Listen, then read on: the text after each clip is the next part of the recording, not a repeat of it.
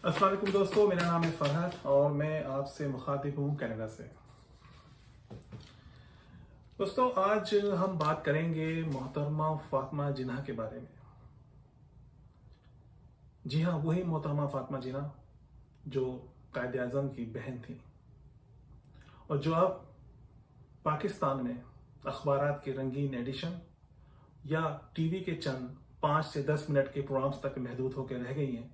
जो उनकी वफात पर शाया होते हैं या नशर होते हैं। नाज़रीन, आज का ये प्रोग्राम हम मोहतरमा फातिमा जिन्ना की ज़िंदगी, उनके सदारती इलेक्शन और उनकी रहलत पर होने वाली कंट्रोवर्सी पर मुश्तमिल है। और हमारे साथ शरीक गुफ्तगू हैं अनवर अब्बास नकवी, सीनियर सियासतदान, मुसन्निफ और शायर। अनवर अब्बास नकवी किसी तारुफ के मोहताज नहीं, एक सियासतदान जिनकी नज़रों में 1955 से लेकर अब तक पाकिस्तानी सियासी तारीख के मनाजिर कैद हैं। ज़ियाउल हक ने उन्हें MRD की मूवमेंट में जमहूरियत के लिए तहरीक चलाने पर जेल भी भेजा। नाज़रीन, हम आज बात कर रहे हैं मोहतरमा फातिमा जिन्ना की। ये कौम की माँ की कहानी है, ये मादरे मिल्लत की कहानी है। नाज़रीन, 31 जुलाई 1893 को मोहतरमा फातिमा जिन्ना पैदा हुई और जुलाई 1967 में वो कराची में इंतकाल कर गई। उनको मज़ार क़ाइद के अहाते में दफन किया गया। उन्होंने अपने भाई मोहम्मद अली जिन्ना पर एक किताब भी लिखी जो पाकिस्तान में बैन कर दी गई। नाज़रीन, मैंने जब उनकी तकारीर और उनके बयानात और उनके जो स्पीचेस उन्होंने दी थी सदारती इलेक्शन में, उनको मैंने जब इंटरनेट पे ढूंढने की कोशिश की और सर्च करने की कोशिश की तो मुझे मालूम हुआ कि वो मवाद जो है वो दस्तयाब नहीं है, या तो वो गायब कर दिया गया है, सेंसर कर दिया गया है उस वक्त से। और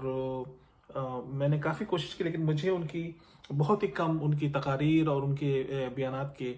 जो हैं मुझे हिस्से मिले हैं, जो हम प्रोग्राम में शामिल करेंगे।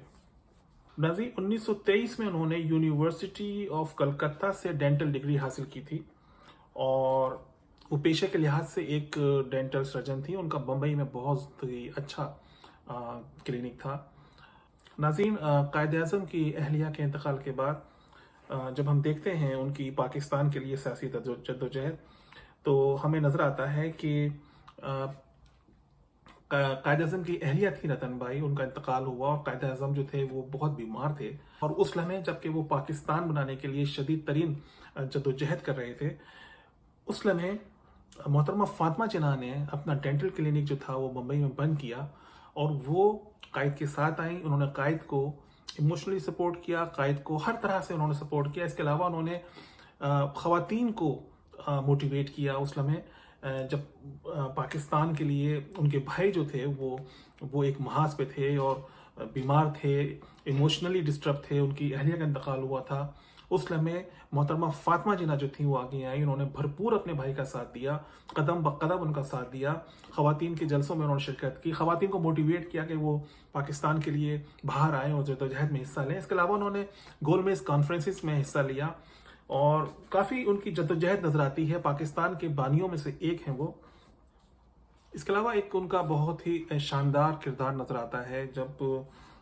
सूबा सरहद जो था वो वहाँ पर एक रेफरेंडम हो रहा था और उस रेफरेंडम में सूबा सरहद के जो रिहायशी थे, जो अवाम थी, उनको उनको वोट देना था कि वो पाकिस्तान की तरफ अपना इलाहा करेंगे या भारत की तरफ अपना इलाहा करेंगे। उस समय मोहतरमा फातिमा जिन्ना ने अपना भरपूर किरदार अदा किया। वो नज़र आती हैं कि वो एक खातून होकर वो उस वक्त के आप हिसाब से सोचिए कि वो वहाँ पे गई और ख़वातीन को मोटिवेट करती हैं और ख़वातीन जो हैं बाहर आकर सूबा सरहद का पाकिस्तान से इलाहा के लिए वोट डालती हैं और ये बहुत बड़ा उनका किरदार है। तो दोस्तों, हम यहाँ से जो मेरी रिसर्च है और पूरी इनकी मुझे ये जद्दोजहद नजर आती है कायद आज़म के साथ। पाकिस्तान बनने के बाद कायद की जिंदगी तक, यानी कि जब पाकिस्तान बन जाता है और अल्हम्दुलिल्लाह पाकिस्तान जो है वो इस दुनिया के नक्शे पे वजूद में आ जाता है, उस लम्हे जो भारत से जो महाजीन आ रहे थे और जो उसमें ख़वातीन थी تو ہم یہ دیکھتے ہیں کہ ایک کردار ان کا ہے کہ وہ ان کی فلاح و بہبود کے لیے کام کر رہی ہیں، لیکن یہ قائد کی زندگی تک تھا۔ قائد کے انتقال کے بعد محترمہ فاطمہ جناح کی زندگی کا وہ حصہ شروع ہوتا ہے جو ہم سب کے لیے دردناک بھی ہے، شرمناک بھی ہے، اور ہم سب کے لیے ایک لمحہ فکریہ بھی ہے کہ ہم اپنے محسنوں کے ساتھ کیا سلوک کرتے ہیں، ہمارا جو بھی ہمارے لیے کچھ اچھا کرتا ہے اس کے ساتھ ہمارا سلوک کیا ہوتا ہے۔ ناظرین، قائد کے انتقال کے بعد ہم یہ دیکھتے ہیں کہ محترمہ فاطمہ جناح ان کی سپیچز کو اور ان کو مکمل طور پر بین کر دیا جاتا ہے۔ قائد کی رحلت پر جو ریڈیو پہ پروگرام نشر ہوتے ہیں اس میں ان کو انوائٹ نہیں کیا جاتا۔ 1951 میں جب ان کو موقع دیا گیا کہ وہ قوم سے خطاب کریں، تو اس لمحے کہ جب وہ پہلے ان سے کہا گیا کہ آپ اپنی تقریر جو ہے ہمیں دیں، ہم اس کو سینسر کریں گے، تو محترمہ فاطمہ جناح نے اس کی سختی سے مخالفت کی۔ تو اندازہ لگائیے کہ محترمہ فاطمہ جناح کی جو قائد کی بہن ہے، ان سے یہ کہا گیا کہ آپ اپنی تقریر ہمیں دیجئے کہ ہم اس کو سینسر کریں گے، انہوں نے اس کو سختی سے منع کیا۔ بہرحال ان کو موقع دیا گیا، 1951 میں وہ ریڈیو پر آئیں اور آ کے انہوں نے اپنی تقریر کا آغاز کیا، لیکن جب وہ تقریر کے اس حصے پر پہنچتی ہیں جہاں پر وہ بات کرنا چاہتی تھیں اپنے بھائی کی رحلت پر اور ان کو فراہم کردہ ایمبولینس پر، وہ ایمبولینس جو ماری پور ہوائی اڈے سے ان کو لینے گئی، اور جب راستے میں وہ ایمبولینس بند ہو جاتی ہے اور اس میں پیٹرول ختم ہو جاتا ہے، امیجن کیجئے کہ وہ شخص جو کہ پاکستان جس نے بنایا، جو پاکستان کا فاؤنڈر تھا، وہ اس ایمبولینس میں موجود تھا، ایک ایسی ایمبولینس میں جس میں پیٹرول موجود نہیں تھا، اور اس کا ڈرائیور جو ہے وہ پیٹرول لینے جاتا ہے، وہ ایمبولینس راستے میں کسی سڑک کے کنارے کھڑی ہوتی ہے، اور پاکستان بنانے والا وہ شخص جس نے کتنی جدوجہد کی اور اس نے کہاں کہاں اپنے وطن کے لیے، اپنے لوگوں کے لیے وہ سیاسی طور پہ لڑا، وہ شخص ایک ایمبولینس میں بے یار و مددگار پڑا رہا۔ اس کے لیے جب محترمہ فاطمہ جناح نے یہ شکوہ کرنا چاہا ریڈیو کے اوپر اس بات کے لیے، تو آپ کو لوگوں کو سن کے یہ حیرانی ہوگی۔ آج تاریخ کا یہ حصہ ہے اور ہمیں بالکل پتہ بھی نہیں ہے، ہمارے نوجوانوں کو تو بالکل بھی علم ہی نہیں ہے، کیونکہ اس کی وجہ یہ ہے کہ ہم محترمہ فاطمہ جناح پر، جو کہ اب بالکل زیادہ بات نہیں کی جاتی ہے، محترمہ فاطمہ جناح ایک اخباروں کے سیاسی رنگین ایڈیشن یا ٹیلی ویژن کے 5 یا 10 منٹ کے پروگرام جو کہ ان کی رحلت والے دن نشر کیے جاتے ہیں، وہ صرف اتنا سا ان کا پارٹ رہ گیا ہے۔ تو یہ بہت ہی یہ ایسا سلوک ہے جو ہم اپنے محسنوں کے ساتھ کرتے ہیں، اور جب تک ہم یہ کرتے رہیں گے، تاریخ ہمیں اس کا جو ہے، جو اس ظلم کا اور اس شرمناک حرکت کا، تاریخ ہمیں سزا ضرور دیتی رہے گی۔ تو دوستو، جب وہ تقریر کرتی ہیں، اس پارٹ پر پہنچتی ہیں جہاں پر وہ اپنے بھائی کے لیے شکوہ کرنا چاہتی ہیں، اس لمحے ان کی تقریر کو کٹ آف کر دیا گیا ریڈیو پاکستان سے۔ وہ لائیو جا رہی تھی، پورے ملک میں ریڈیو کٹ آف ہو گیا، اور جب عوام نے یہ سوال کیا کہ یہ ایسا کیسے ہو گیا کہ ریڈیو ان کی تقریر کے دوران بند ہو گیا، اور ستم کی بات یہ ہے کہ محترمہ تقریر فرماتی رہیں اور ان کو معلوم نہیں ہوا کہ ان کی تقریر جو ہے، ان کا جو سوئچ ہے وہ براڈ کاسٹ کا، وہ بند کر دیا گیا ہے۔ ان لوگوں نے جب بعد میں محترمہ باہر آئی ہوں گی ظاہر ہے، تو انتظامیہ نے یہ کہا کہ بجلی فیل ہو گئی تھی، لائٹ چلی گئی تھی، تو لائٹ چلی گئی تھی جس کی وجہ سے وہ تقریر عین خاص اس حصے پہ جا کے بجلی گئی جہاں پہ وہ محترمہ شکوہ کرنا چاہتی تھی کہ ان کے قائد کو، پاکستان بنانے والے محمد علی جناح کو ایک ایسی ایمبولینس فراہم کی گئی کہ جس میں وہ اپنے منزل تک نہیں پہنچ سکی۔ دوستو، یہ ایک کہانی بہت ہی درد بھری ہے، اور اس کہانی کا جو ہم نے جو اپنے محسنوں کے ساتھ کیا، اس کے ہم نے نتائج بھی بھگتے ہیں، اور وہ نتائج اس طرح سے بھگتے ہیں، وہ آگے میں آپ کو بتاتا ہوں۔ ناظرین، اس تقریر کے بعد ہم جب تاریخ میں ریسرچ کرتے ہیں اور دیکھتے ہیں کہ اس تقریر کے بعد محترمہ فاطمہ جناح جو تھیں، وہ اپنے گھر تک محدود ہو گئیں، یا محدود کر دی گئیں۔ محترمہ فاطمہ جناح کا نیا کردار ہم تاریخ میں دیکھتے ہیں جب ایوب خان نے صدارتی الیکشن کرائے۔ ایوب خان نے اس ملک پر بزور قوت جو ہے قبضہ کیا تھا، اور قبضہ جو تھا وہ اسکندر مرزا نے کیا، اور 7 دن کے بعد ایوب خان نے اسکندر مرزا کو ہٹایا اور اس ملک پر قبضہ کیا۔ یہ بھی ایک داستان ہے جس کو ہم کسی اور وقت ہم ہم بات کریں گے، لیکن آج ہم بات کر رہے ہیں محترمہ فاطمہ جناح کی اور ان کے صدارتی الیکشن کی جس میں انہوں نے حصہ لیا اور صدارتی الیکشن میں ان کے ساتھ کیا سلوک ہوا، اس کے بارے میں آج ہم بات کریں گے۔ ایوب خان نے جب صدارتی الیکشن کا اعلان کیا اور ملک کے نامور سیاستدانوں کو ایک کالے قانون ایبڈو کے تحت ان کو نااہل کر دیا، ملک کے محب وطن، ملک کے نامور سیاستدان، ان کو ایک قانون اس نے بنایا ایبڈو کے تحت اور ان کو نااہل کیا، جن میں سہروردی بھی شامل تھے جو کہ ایک نہایت محب وطن سیاستدان تھے۔ تو دوستو، اس لمحے مشرقی پاکستان اور مغربی پاکستان کی تمام سیاسی جماعتوں نے مل کر متفقہ طور پر یہ فیصلہ کیا کہ ہم محترمہ فاطمہ جناح کو آگے لے کر آئیں اور ان کو الیکشن کے لیے راضی کریں کہ وہ الیکشن میں آئیں اور الیکشن لڑیں، اور اس کے لیے محترمہ فاطمہ جناح کے پاس تمام سیاسی جماعتوں کا ایک وقت بھی کیا، اور جب محترمہ فاطمہ جناح کے سامنے یہ پیشکش کی گئی تو محترمہ فاطمہ جناح نے اس پیشکش کو قبول کیا، اور محترمہ جو سیاست میں موروثیت کے خلاف تھیں، محترمہ فاطمہ جناح سیاست میں موروثیت کے خلاف تھیں، یعنی وہ یہ نہیں چاہتی تھیں کہ وہ قائد کی بہن تھیں تو لہٰذا وہ بھی سیاست میں آئیں اور اپنا حصہ پائیں، نہیں، ایسا نہیں۔ انہوں نے اپنا رول بہت محدود کر دیا تھا، پاکستان بن چکا تھا اور اپنا رول انہوں نے کافی محدود کر دیا تھا، لیکن اس لمحے کہ جب انہوں نے دیکھا کہ یہ وہ پاکستان نہیں ہے جس کا خواب ان کے بھائی نے دیکھا تھا، ان کے بھائی نے جس پاکستان کے لیے جدوجہد کی تھی اس پر ایک جنرل نے آ کے قبضہ کر لیا ہے، اور وہ بہت بڑا پاکستان یعنی کہ ایسٹ پاکستان اور ویسٹ پاکستان تھا، تو اس لمحے اس ضعیفی کی حالت میں وہ اٹھ کھڑی ہوتی ہیں اور وہ نکلتی ہیں میدان میں، اور اپنے ملک کو بچانے کے لیے، اپنے قائد کے ملک کو بچانے کے لیے وہ اپنی تمام جو ان کی قوتیں تھیں اس کو مجتمع کرتی ہیں اور وہ میدان میں آتی ہیں۔ تو آئیے ہم ان سے کچھ سوالات کرتے ہیں۔ پہلا سوال ان سے ہمارا یہ ہے کہ پاکستان کی متحدہ اپوزیشن نے جب فاطمہ جناح کو الیکشن لڑنے کی پیشکش کی تو ان کا کیا رد عمل تھا؟ اس وقت جب وہ الیکشن شروع ہوا تو پوری اپوزیشن نے متحد ہو کر ماشاء اللہ کے خلاف اور ڈکٹیٹرشپ کے خلاف، اس میں ساری جماعت اسلامی بھی تھی، لیفٹسٹ پارٹیاں بھی تھیں، عوامی لیگ بھی تھی، نیشنل عوامی پارٹی بھی تھی، نیب جسے کہتے تھے، غفار خان والی، سب پارٹیاں مل کر ایک ہوئی، لیکن وہ ایک لیڈر پہ متحد نہیں ہو پا رہی تھی کہ کس کو بنایا جائے، اور سہروردی کو ایبڈو کے تحت نااہل قرار دے دیا تھا۔ اس وقت لوگوں نے یہ طے کیا کہ مادر ملت محترمہ فاطمہ جناح سے کہا جائے کہ وہ قیادت سنبھالیں ملک کی۔ اس وقت ایک بڑا سوال یہ آن پڑا کہ مولانا مودودی یہ فتویٰ دے چکے تھے اپنے بالکل پوری ثبوتی کہ عورت اسلام کے اندر صدر مملکت نہیں بن سکتی، لیکن انہوں نے بھی ریٹریکٹ کیا، انہوں نے کہا کہ اضطراری کیفیت میں بن سکتی ہے۔ اس وقت ملک کی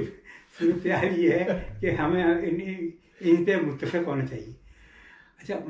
اس وقت تک فاطمہ جناح جو تھیں وہ خاموش ہو گئی تھیں اپنے خاص طور پر لیاقت علی خان صاحب کے قتل کے بعد، اور وہ ان کا کوئی رول نہیں تھا، وہ صرف اپنے وہاں رہتی تھی کلفن کے مکان میں، جس میں اب وہ فورن منسٹری کا دفتر ہے۔ لوگوں کا خیال یہ تھا، سب کا خیال تھا، ہمارا بھی خیال تھا کہ فاطمہ جناح اتنی ہائی اینڈ ڈرائی پوزیشن پر ہیں، اتنا پورا ملک ان کے ساتھ ہے، وہ اس وقت الیکشن لڑنے کے لیے نہیں آئیں گی، اور اس وقت کافی ان کی عمر ہو چکی تھی اور خاصی وہ بوڑھی تھی اور دیکھنے میں بھی بوڑھی لگتی تھی، لیکن ان کی آواز بہت جوان تھی۔ آپ لوگوں کو سب کو معلوم ہے کہ یہ الیکشن ہو رہے ہیں اور کس نظریے پہ یہ الیکشنز ہو رہے ہیں۔ عوام نے تو اپنا خیالات دے چکے ہیں، جدھر بھی میں گئی ہوں ادھر بہت بڑی تعداد میں، لاکھوں کی تعداد میں انہوں نے اپنا فیصلہ کر چکے ہیں کہ یہاں پارلیمانی جمہوریت قائم ہوگی۔ ان کی سوچ اور فکر ان کی بالکل تازہ تھی۔ یہ ووٹ آپ کے ہاتھ میں امانت ہے، اور مجھے امید ہے کہ آپ یہ ووٹ کو एक अमानत समझ के मुल्क के फायदे और कौम के फायदे के लिए इस्तेमाल करना, न कि कोई और चीज के लिए। अगर आप ये नहीं करेंगे तो न सिर्फ कौम को मुसीबत उठानी पड़ेगी मगर आप लोगों को भी। और वो मुल्क की खातिर वो एकदम तैयार हो। उनका ठीक है, अगर तुम समझते हो कि यही हल है और तुम में आपस में किसी पे एग्री नहीं कर पा रहे हो तो ठीक है, मैं इलेक्शन लड़ूंगी। तो लोगों ने कहा कि हुजूर आपको कहीं जाने की जरूरत नहीं पेश आई है। उसने कहा नहीं, मैं जब इलेक्शन लड़ूंगी तो इलेक्शन लड़ूंगी, मैं पूरे मुल्क में दौरा करूंगी, मैं मुल्क में तकरीरें करूंगी, मैं कहते हैं सरहद और बलूचिस्तान तक के इलाक़ों में जाऊंगी। और वो गई, उन्होंने तकरीरें की और उन्होंने हर जगह और बहुत अच्छी तकरीर, मुदल्लल तकरीरें की। और उन्होंने कहा कि हम पाकिस्तान में जमहूरियत बरकरार चाहते हैं, ये जो इस वक्त है ये जमहूरियत नहीं है। नाज़रीन, ये मोहतरमा फ़ातिमा जिन्ना के दौरे मशरक़ी पाकिस्तान की वीडियो है। आप देख सकते हैं कि मोहतरमा फ़ातिमा जिन्ना के इस्तक़बाल के लिए लाखों अफराद शहर शहर स्टेशन पर मौजूद हैं। नाज़रीन, अब हम आपको जो आगे मंजर दिखाएंगे वो आप देखकर हैरान रह जाएंगे। नाज़रीन, शेख मुजीबुर रहमान पर मुल्क तोड़ने का इल्ज़ाम है, लेकिन आप यहाँ देखिए कि वो किस तरह से मोहतरमा फ़ातिमा जिन्ना के साथ हैं, उनके साथ तकरीरों में खड़े हैं, आवाम को वो चुप करा रहे हैं कि मोहतरमा की तकरीर सुने। और आप ये देख सकते हैं कि उनको ये ट्रेन से रिसीव कर रहे हैं, किस तरह से लोगों में रास्ता बना रहे हैं मोहतरमा के लिए। तो इस मंज़र से ये बिल्कुल साफ़ हो जाता है कि मशरक़ी पाकिस्तान के अवाम पाकिस्तान से मोहब्बत करते थे। वो पाकिस्तान को हरगिज़ तोड़ना नहीं चाहते थे, ना उनके लीडर तोड़ना चाहते थे। ये हमारे वेस्ट पाकिस्तान के कुछ लीडरों की कमज़रफ़ी थी या उनकी कम अक़ली थी कि वो मशरक़ी पाकिस्तान के जहन को नहीं समझ सके, उनको उनके हुकूक़ नहीं दे सके। मशरक़ी पाकिस्तान के अवाम पाकिस्तान से मोहब्बत करते थे, लेकिन जब मोहतरमा फ़ातिमा जिन्ना को ज़बरदस्ती सदारती इलेक्शन में शिकस्त से दो चार किया गया तो मशरक़ी पाकिस्तान में शदीद मायूसी की लहर दौड़ गई। उस इलेक्शन का मुझे आज तक याद है, मैंने उस इलेक्शन में काम किया है। काम क्या था? वो काम ये था कि आप बेसिक डेमोक्रेसी मेंबरों के पास जाएं, उनसे कहें कि जी आप उनको वोट दें। पूरा ईस्ट पाकिस्तान उस वक्त अयूब खान के खिलाफ था और कराची, जिसके तकरीबन 8 से लेकर 10,000 मेंबर थे, वो बिल्कुल मुखालफत में था अयूब खान की। और ये बिल्कुल वाज़ेह था कि और ख़ुद पंजाब में और सरहद में उसमें बहुत लोग थे जो उनको वोट देना चाहते थे, लेकिन बहुत से लोग ऐसे भी थे। तो वहाँ बहुत बड़े पैमाने पर ख़रीद फरोख्त की गई वेस्ट पाकिस्तान के अंदर, कराची में भी की गई, और मगर इतने बड़े पैमाने पर नहीं हो सकी क्योंकि लोगों ने पैसे भी लिए लेकिन वोट फ़ातिमा जिन्ना को दिया, अपनी मादर मिल्लत को। जब इलेक्शन के रिजल्ट आने थे उस वक्त तक हम सबको यकीन था कि फ़ातिमा जिन्ना बहुत बड़ी मेजॉरिटी जीतेंगी, और अगर बड़ी मेजॉरिटी से नहीं जीतेंगी तो वाज़ेह मेजॉरिटी जीतेगी। लेकिन इलेक्शन में वेस्ट पाकिस्तान में बेईमानी कराई गई, और अब तो सारे डिप्टी कमिश्नरों के बयानात भी आ गए हैं। वो कहते हैं कि मैंने ये किया और मैंने ये किया और मैंने ये किया, मुझसे ये करवाया गया, मुझसे ये करवाया गया। और पोलिंग स्टेशन बहुत कम थे, चंद लोग होते थे जो उस इलाके के बीडी मेंबर थे, वो आया करते 10, 15, 20 आदमी वोट डालने के लिए, और वो भी ज़्यादा डरे हुए, खौफज़दा। ईस्ट पाकिस्तान का मुझको नहीं मालूम क्योंकि ईस्ट पाकिस्तान में अपोजिशन पार्टीज और अवामी लीग और ये लोग बहुत मजबूत थे। 8 बजे इलेक्शन ख़त्म हुआ है और उसके बाद 2 घंटे के अंदर अंदर, टीवी तो नहीं था उस ज़माने में, रेडियो था, हम लोग सब रेडियो बैठे हुए थे। 2 घंटे के अंदर रिजल्ट्स भी अनाउंस कर दिए गए, उनके नंबर्स भी बता दिए गए। काफ़ी बड़ी मेजोरिटी से अयूब खान को जीता हुआ डिक्लेयर भी कर दिया गया। अयूब खान साहब ने आके तकरीर भी कर दी, और तकरीर ख़त्म करने के बाद कौमी तराना ही बज गया और कहानी ख़त्म हो गई। उसके बाद से फ़ातिमा जिन्ना को कहते ये हैं, हालांकि वैसे भी कहीं आती जाती नहीं थी, ना उनके पास लोग आमतौर पर जाते थे, ना वो किसी से ज़्यादा मिलना पसंद करते थे। लोग कहते हैं उन्हें हाउस अरेस्ट कर दिया गया क्योंकि उन्होंने बाद में फिर अपोजिशन में, ना अपोजिशन वाले उनके पास गए, ना वो मेरा ख्याल है उनका फिर कोई प्रैक्टिकल रोल नहीं रहा। अब उनके मरने की बड़ी कंट्रोवर्सी हुई। کچھ لوگوں نے تو یہ کہا کہ ان کو قتل کیا گیا، بلکہ یہ بھی کہا گیا کہ ان کے ہاتھ اور پیروں پہ زخموں کے نشان تھے، کچھ یہ بھی کہا گیا کہ ان کے کپڑوں پہ خون کے نشان تھے۔